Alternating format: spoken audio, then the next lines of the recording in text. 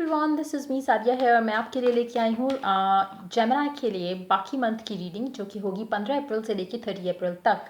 Card shuffle करते हुए मैं आपको दो चीज़ें रिमाइंड करवाऊंगी कि ये तो एक जनरल रीडिंग है, सो सबके साथ रेजोनेट हो भी सकती है और नहीं भी। तो जो भी चीज़ें आपकी लाइफ में आपके साथ रेजोनेट करती हैं, आप उन मैसेजेस को पिक करो और बाकी को छोड़ दो। और इस रीडिंग के अंदर मैं एक रोमांस ओरेकल कार्ड्स भी यूज़ करूँगी जो कि हमें एडिशनल लव गाइडेंस देंगे आपकी लव लाइफ के बारे में, जो कि जो एनर्जीज आपके लिए आ रही हैं बाकी महीने के लिए उसके बारे में हमें गाइडेंस मिलेगी। तो स्टार्ट करते हैं, देखते हैं जेमिनीज का बाकी का महीना कैसा रहने वाला है। और लेट्स बिगिन।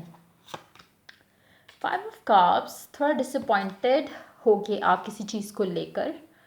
और अच्छा, जिस चीज़ के बारे में भी आप डिसअपॉइंटमेंट फील करोगे अपनी लाइफ में, आपको चाहिए कि एक कुछ भी अगर गलत होता है आपकी लाइफ में, आप डिसअपॉइंटेड होते हो फॉर सम टाइम, थोड़ी देर के लिए आप डिसअपॉइंटेड होते हो, फिर आप चीज़ों को आगे लेके चलते हो। अगर तो ये लव लाइफ की सिचुएशन में थोड़ी आपको डिसअपॉइंटमेंट होगी तो अगेन ट्राई करो कि आप इस डिसअपॉइंटमेंट में से जल्दी निकल आओ, बजाय इसके कि आप उस मतलब नेगेटिविटी के अंदर इतना ज़्यादा घुस जाओ कि आपके लिए निकलना मुश्किल हो जाए।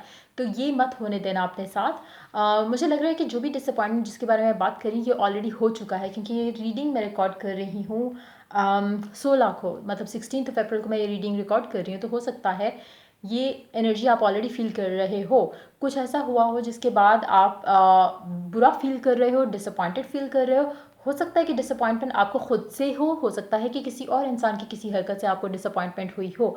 लेकिन जो भी सिचुएशन है इसमें से जल्द ही निकलना आपके लिए बेस्ट रहेगा। 2 of swords pair up with 5 of cups, हो सकता है कि आपने कोई गलत डिसीजन लिया हो आपकी लाइफ में रिसेंटली, जिसके बारे में सोच के अब आपको बुरा फील हो रहा है। अगर ऐसी कोई सिचुएशन है, अगेन अगर तो ये डिसीजन आपने अपनी लव लाइफ में लिया है या घर के सिचुएशन में किसी में ऐसा मतलब कोई मौका था जिसमें आपको कोई डिसीजन लेना था और आपको लग रहा है, आप रियलाइज़ कर रहे हो कि आपने गलत डिसीजन लिया था, इट्स ओके, मूव ऑन करो। उस चीज़ के ऊपर इतना मत स्टक हो जाओ कि आपके लिए चीज़ों को भुलाना मुश्किल हो जाए। जो भी डिसीजन था आपने एक लेसन लर्न किया, मूव ऑन। अगर आप उस सिचुएशन में स्टक रहोगे तो आपके लिए मुश्किलें आएंगी आगे, और अगर आप उस चीज़ में से लेसन लर्न करके आगे मूव करते हो, जो भी डिसीजन था स्पेशली अगर वो आपने खुद लिया था डिसीजन, तो उससे लेसन लर्न करो और मूव ऑन करो। अगर आपने किसी और के कहने पे कोई गलत डिसीजन लिया था तो तब भी उससे लेसन लर्न करके मूव ऑन करो। अगर आप ऐसा नहीं करोगे तो आप अपनी लाइफ में फ्यूचर में आने वाली चीज़ों का ब्लेम भी उस इंसान को करोगे जिसने आपको एक सर्टन डिसीजन लेने को कहा। तो अगेन वो सारी चीज़ें जिसको भी आप रिग्रेट कर रहे हो अभी, जिसको भी आप सोच रहे हो कि काश ये मैंने नहीं किया होता, आपको चाहिए कि हो गया सो हो गया, जस्ट लीव इट और move on. Ace of Pentacles, pair up with 7 of Swords। अच्छा, आप mid of the remaining month, मतलब अराउंड आप शायद 22-23 को या 22-23 को या इसके आसपास में भी 24 तक आप काफ़ी हद तक चीज़ों को लेट गो कर चुके होगे। आप काफ़ी सारी चीज़ों को आप सोच रहे हो कि ठीक है, मतलब जो हुआ सो हुआ। लेकिन जैसे ही आप फिर से एंड की तरफ आओगे, महीना जब ख़त्म होने वाला होगा अराउंड 27, 28, 29, 30, उसमें आप फिर से पास्ट के डिसीजन के बारे में सोच के बुरा फील करोगे। कहीं ना कहीं मुझे लग रहा है कि आपने कोई डिसीजन जो गलत लिया था वो आपकी लव लाइफ से कनेक्टेड है। कुछ लोगों के लिए फाइनेंशियल डिसीजन भी हो सकता है, लेकिन मुझे लग रहा है कि जो भी डिसीजन लिया आपने, मुझे लगता है आपने कोई गलत चीज़ चूज़ कर ली थी और अब आप उसका रिग्रेट कर रहे हो, या आपने कोई अच्छी अपॉर्चुनिटी मिस आउट की जिसका आप रिग्रेट कर रहे हो। अगर ये लव लाइफ में है, मुझे लग रहा है कि कहीं ना कहीं आपने किसी गलत इंसान का इंतखाब किया या किसी गलत इंसान को चूज़ किया जिसको लेके आप अब रिग्रेट कर रहे हो, और आपका दिल कर रहा है कि काश आप वापस पीछे जा सकते और चीज़ों को चेंज कर सकते।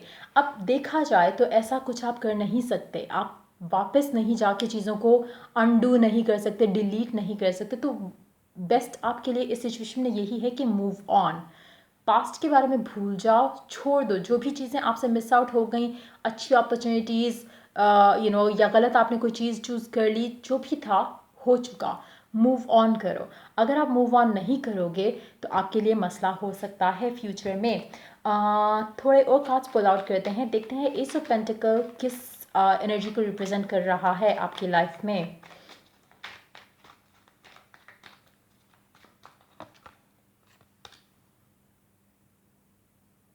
अच्छा, मुझे लगता है कि अगर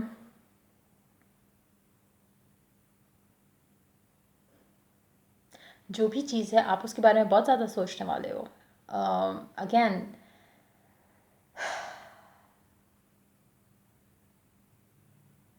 अगर तो ये एक आपने आपकी लव लाइफ सिचुएशन में था कि आपने किसी और को चूज़ किया एंड अब आप फील करो कि काश मैंने इसको चूज़ नहीं किया होता, इसके अलावा मेरी लाइफ में जो दूसरा ऑप्शन था मैंने उसको चूज़ किया होता, तो आई थिंक आप इस सिचुएशन में से तो निकल जाओगे, लेकिन आप उस सिचुएशन में वापस नहीं जा सकोगे। तो अगेन बेटर यही है कि आप मूव ऑन करो, क्योंकि अगर आप नहीं करते हो तो आप बिला वजह की एक सोचों में गुम रहोगे, बिला वजह की टेंशन्स में रहोगे, जबकि आप इस सिचुएशन में कर कुछ भी नहीं सकते। मतलब जो बेस्ट थिंग आप कर सकते हो वो यही है कि मूव ऑन करो। तो बजाय इसके कि आप सोचो कि ये मैंने क्यों कर दिया, काश मैंने ऐसा किया होता, उन काश या व्हाट इफ उन चीज़ों का कोई मतलब फ़ायदा नहीं रहा अब। तो इट्स बेटर कि आप मूव ऑन करो और स्ट्रेस लेना छोड़ो, इन सब चीज़ों के ऊपर स्ट्रेस लेना ख़त्म करो।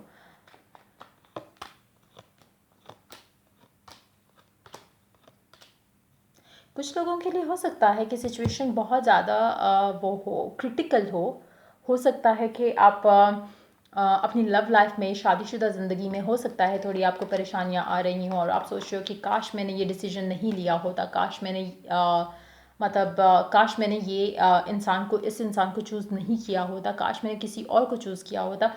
अगेन, आप पास्ट को ठीक नहीं कर सकते, फ्यूचर को आप कर सकते हो, तो मूव ऑन करो। पास्ट के बारे में ज़्यादा सोचने की जगह, डिसअपॉइंट होने की जगह आप अपने लाइफ में आगे कैसे बेहतरी ला सकते हो उसके बारे में सोचो, तो आपके लिए ज़्यादा बेहतर रहेगा।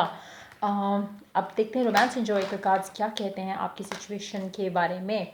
आपका कार्ड आया है, एक तो ये कार्ड आ गया, इसको हम इंक्लूड करेंगे, एक और कार्ड लेते हैं। Keep an open mind, your soulmate may differ from your usual type and expectations. Okay, और दूसरा है getting to know each other. As you reveal innermost selves to each other, your bond deepens.